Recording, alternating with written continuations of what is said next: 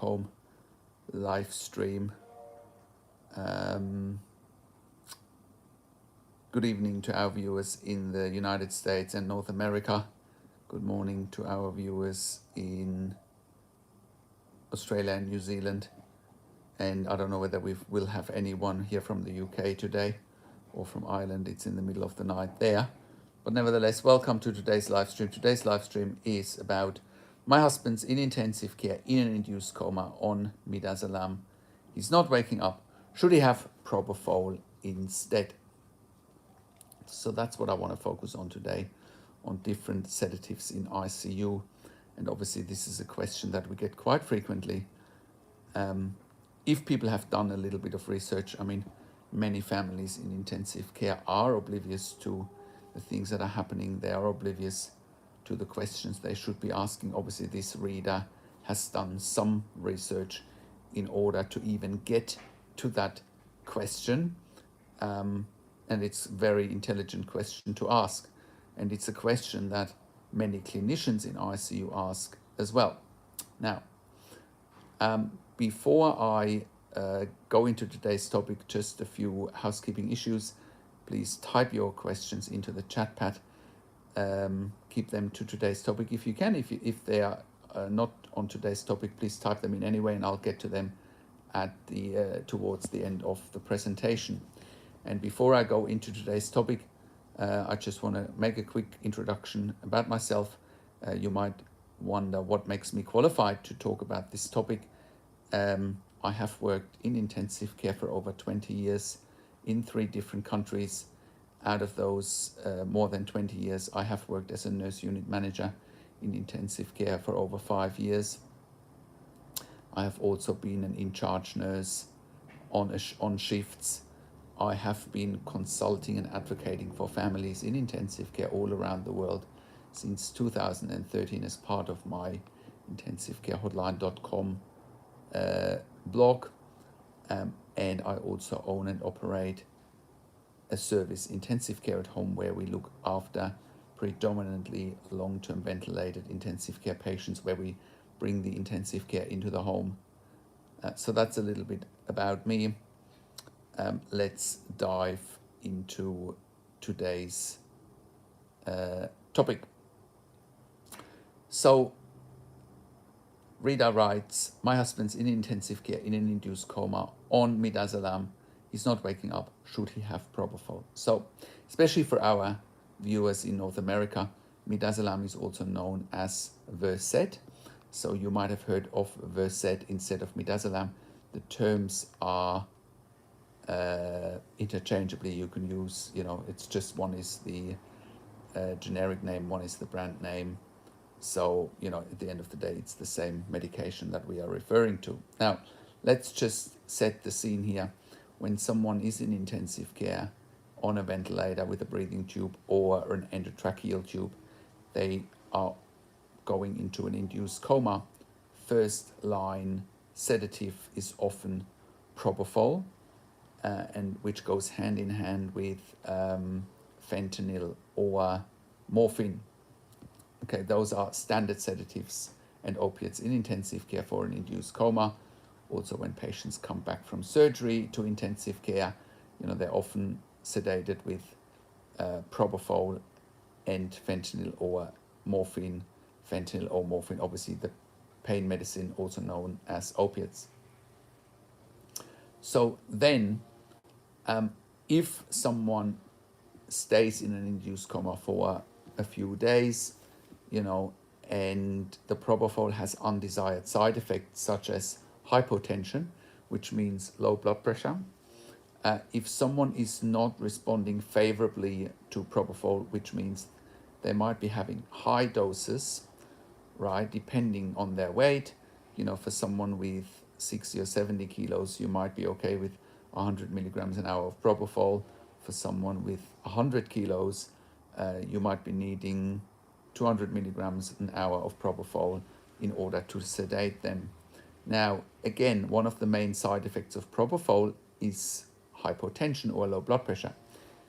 If that is the case, you have to counteract that in intensive care. You have to counteract that with what's known as inotropes or vasopressors. They're a classification of drugs that maintain a blood pressure that's sustainable with life, right? If the propofol is inducing low blood pressure that's not sustainable with life, and you have to start inotropes or vasopressors such as norepinephrine, epinephrine, vasopressin, levophed, or noradrenaline, adrenaline, then you're having a problem on the other side. Okay, that combination with, or that combined with issues such as after surgery, you might have bleeding, or after a trauma, you might have bleeding, and that could cause low blood pressure as well. So the combination of propofol and, for example, bleeding could quite quickly spiral out of control, where blood pressure is dropping to a dangerously low level, and then you have to start those inotropes or vasopressors. You have to give blood transfusions and so forth. So then the question is being asked, should you start using midazolam? So when midazolam is being used, it's often for long-term sedation. So propofol is often short-term acting, whereas midazolam is more for long-term sedation, but it also comes with undesired side effects. So let's just say, that someone needs at least 7 days of an induced coma. You might consider using midazolam because it's, on the one hand, you can use less of it compared to propofol. You can just use maybe 5 mils an hour, which is 5 milligrams an hour, and that might be sufficient to keep a critically ill patient safely in an induced coma, right? When someone is on propofol, because it's short-term acting, when you wake them up, patients should wake up very quickly. Whereas, on the other hand, if you use midazolam and you stop it, patients do not wake up immediately because it's long-term acting, and it stays in, the half-life is much higher. It stays in the system, in the body system, for much longer. Therefore, you're not getting a quick wake-up time. And if you've done enough research, you would know by now that the longer someone stays in an induced coma, the more undesired side effects there are, such as deconditioning, muscle wastage, confusion, delirium, ICU psychosis, and the list goes on. So whereas if you're using propofol and you stop the propofol, critically ill patients should wake up pretty quickly, right? That doesn't mean they're not going to be confused. When you wake someone up from an induced coma, you can often see confusion, aggression, agitation. You can still see ICU delirium or ICU psychosis, depending on how long someone has been in an induced coma for, or if there are other complications. Maybe someone is going through withdrawal when they're waking up. Maybe they've taken drugs beforehand. Maybe they were abusing alcohol beforehand. There's all sorts of situations that could contribute to confusion, aggression, when someone is waking up after an induced coma, that you might observe. There are situations where midazolam is clearly preferred over propofol. For example, when someone is coming into ICU with multiple traumata, they might be having rib fractures, they might be having leg fractures, they might even have a traumatic brain injury, then midazolam can be the preferred sedative over propofol, simply because you don't get the hypotension or the low blood pressure that you get with propofol. If someone is coming in with multiple trauma, they are prone to hypotension or low blood pressure to begin with. Therefore, you might start off with a midazolam infusion instead of the propofol. Again, midazolam, the other term that it's being known as is Versed. And again, Versed is the term for midazolam that's being used mainly in North America. So other situations where midazolam might be the better option is when patients have a traumatic brain injury, ICPs are monitored, intracranial pressures are monitored, because the brain, had a traumatic injury. And if that is the case, midazolam is often being used over propofol, because it's just a smoother sedative to use when it comes to those situations where patients have traumatic brain injuries with an intracranial pressure monitor in the brain, where you might have to look at things such as giving a mannitol infusion. You might have to look at things at giving hypertonic saline. You might have to look at things such as venting and extraventricular drainage or extraventricular drain, and that is where you might see midazolam being used over propofol. Should midazolam or Versed be changed to propofol as soon as you can? I would argue yes, because it takes a lot longer for patients to wake up after midazolam or Versed. Again, the half-life is a lot longer, and again, it stays in the body system for much longer. Therefore, the sooner you can wean off midazolam, the better it is. Now, here is another issue with midazolam or Versed. So, midazolam or Versed is classified as a benzodiazepine. I don't know how much you know about benzodiazepines, such as lorazepam, temazepam, diazepam, also known as Valium. Those drugs are all classified as benzodiazepines, and one nature of benzodiazepines is simply it's addictive. Okay, so if a patient is on a midazolam infusion for many days to keep them in an induced coma, you don't want to just switch off the midazolam or the Versed like you can with the propofol and someone is going to wake up quickly.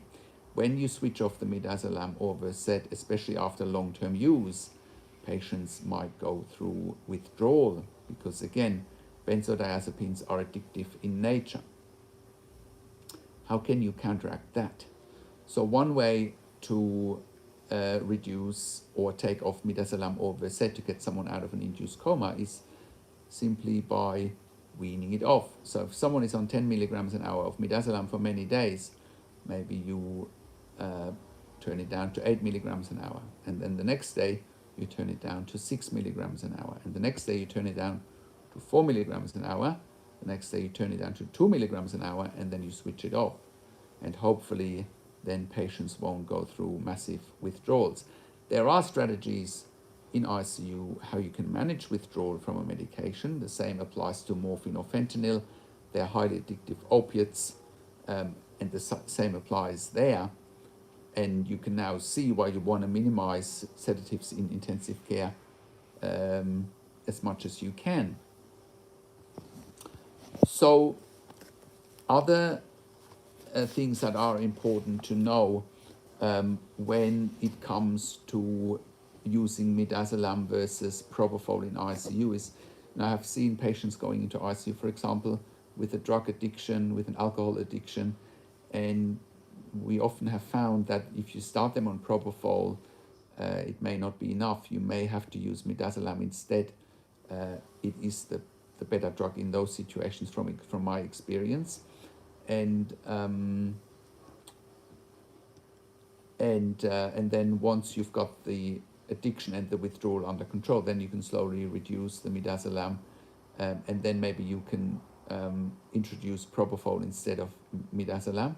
There are also situations where you need to use both midazolam and propofol, again, probably more like when it comes to trauma in ICU, when it comes to traumatic brain injuries in ICU. I've seen many times where you actually need to use both to keep a patient under sedation so that they can tolerate the ventilation and the breathing tube. There is research out there that suggests that the longer and the more midazolam or Versed you use, the less likely it is that a patient gets discharged home eventually. And that is certainly concerning to see, but I'm also not surprised to see that this research is confirming that, because it's just a long-term sedative. Even if you stop midazolam or Versed today, right, patients often don't wake up as quickly as they do with Propofol. And if they don't wake up, then there are delays in recovery. There are delays with physiotherapy. There are delays with mobilization, And as I've been saying over and over again, the longer someone is in an induced coma and is not being mobilized, the deconditioning happens very quickly. There is muscle wastage. When people wake up, eventually there's a higher chance that people are having or going through agitation, are being confused, are being delirious, or have ICU psychosis. And you want to avoid that at all costs.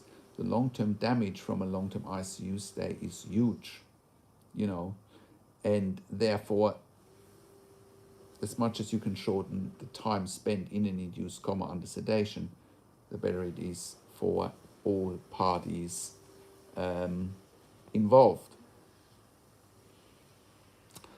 There's also studies out there that suggest that if you're using Propofol over Midazolam, that ventilation time can be reduced. Again, I'm not surprised there at all, because it takes longer for patients to wake up after they have Midazolam versus Propofol. You have someone on 100 milligrams an hour of Propofol for 2 days, you switch off the Propofol, assuming that kidneys and liver are working, those patients can wake up, let's say, within less than an hour, sometimes even less, right? Whereas you do that with Midazolam, and there are often delays because the half-life is much longer, and again, it's a long-term acting sedative. Propofol is a short-acting sedative. Same with time to extubation. There are studies out there that if Propofol is being used versus Midazolam or Versed, the time from intubation, breathing tube in, to breathing tube out is shortened in comparison to Midazolam or Versed.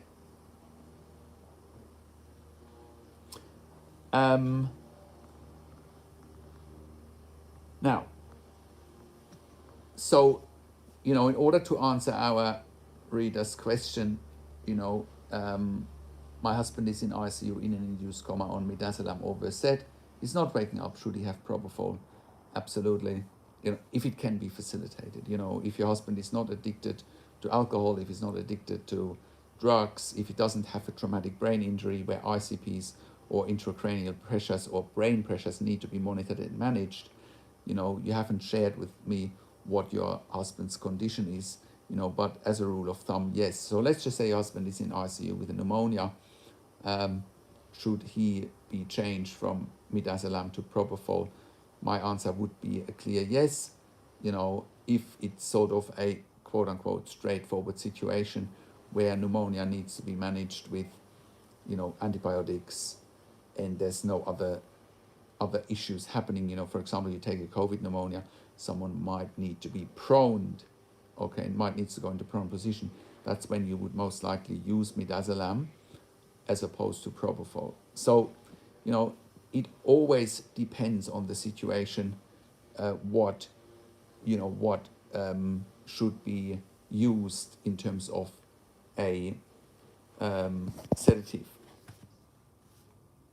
Now, also, other studies have shown that, I mentioned that Propofol shortens the time from intubation to extubation, and it also shortens the time when it comes to removal of a tracheostomy, removal of tracheostomy decannulation.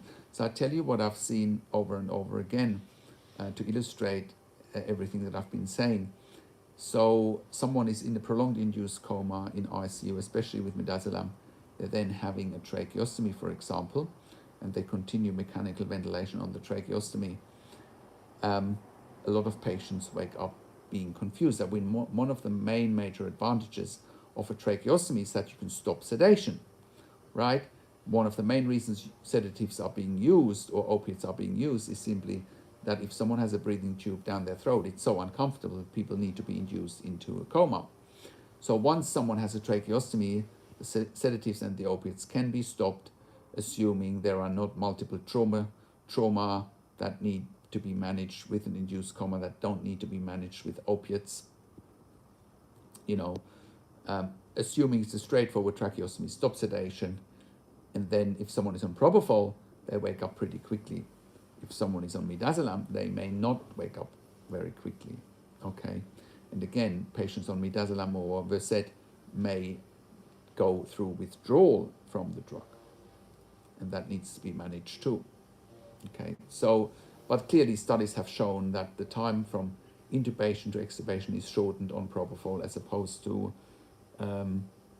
Midazolam, and that the time to discharge ICU, not to discharge ICU, but to discharge home is also shortened with Propofol.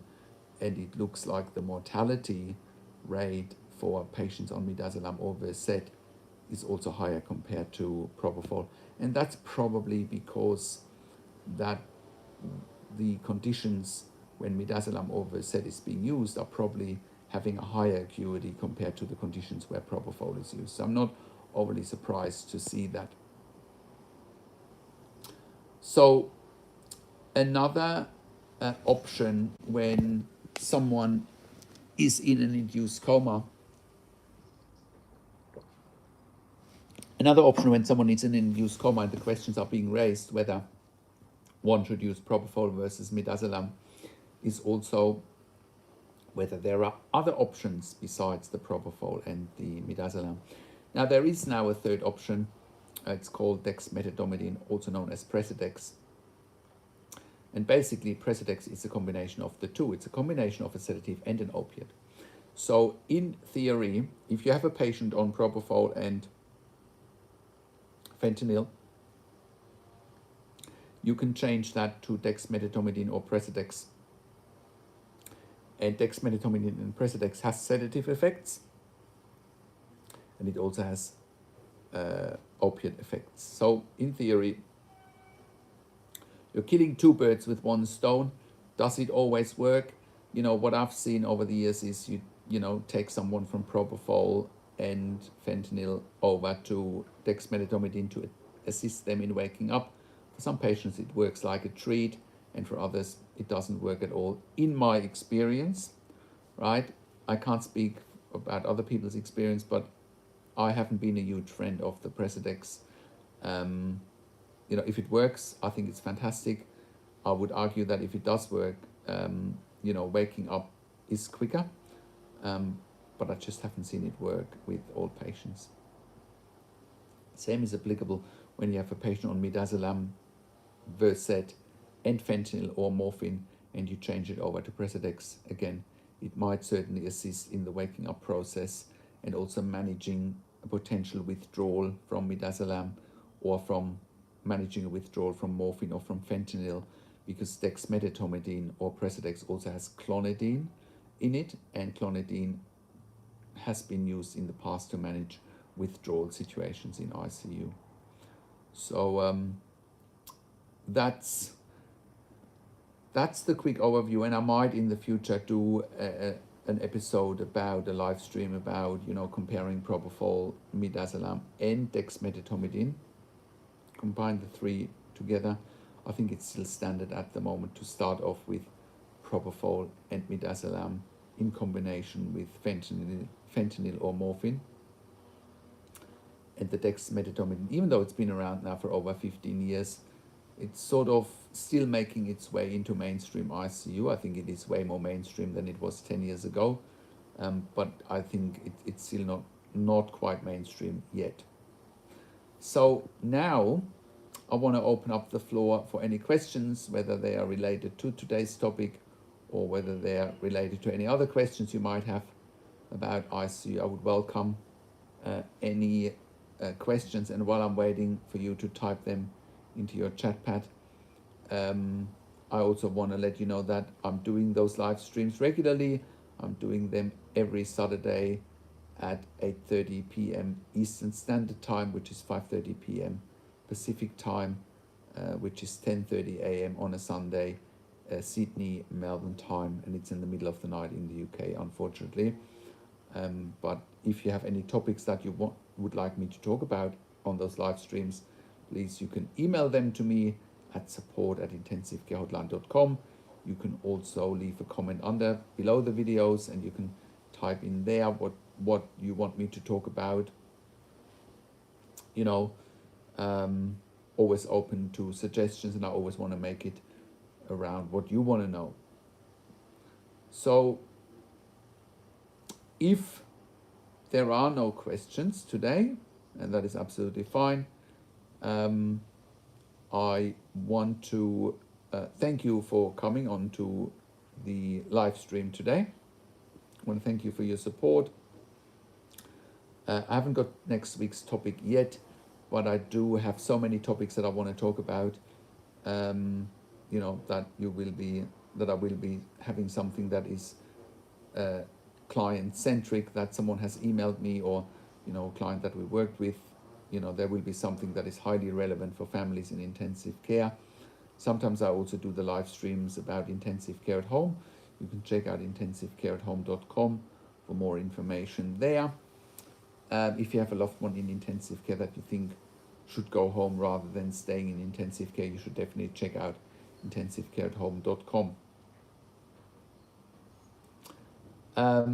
I do also offer one-to-one consulting and advocacy, where you can have time with me over the phone, via Zoom, via Skype, via email. I do that for a fee, and if you're interested, just send me an email again to support@intensivecarehotline.com, and I can send you my fees, can send you my options. We also have a membership for families of critically ill patients in intensive care, where you have access to me in a membership area or via email. So I have several options how you can access me. You can also call me on one of the numbers on the top of the website, intensivecarehotline.com. You can get me directly there, and then we can look into your loved one situation and how I can help you. If you like this video, give it a thumbs up, subscribe to my YouTube channel for updates for families of critically ill patients in intensive care. Comment below what you want to see next, or what questions or insights you have, and click the notification bell. I guess today there are no questions. I wanted to thank you for joining this live stream, and I will see you all again next week at the same time. Watch out for the announcement this week what the live stream will be all about. Thank you so much, and have a wonderful weekend, and I wish you and your families all the very best. Take care.